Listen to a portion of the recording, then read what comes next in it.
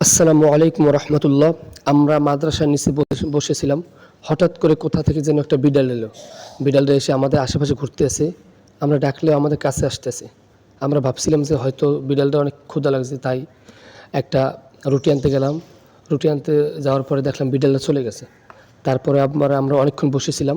বসার পরে বিড়ালটা আবার আসলো। যখন রুটিটা বের করে দিলাম, একটু একটু করে অনেক সুন্দর করে খাইতেছিল। মনে হচ্ছিল যে ২-১ দিনে বিড়ালটা কিছুই খেতে পারেনি বা কোনো হানি কোনো খাবার পায়নি।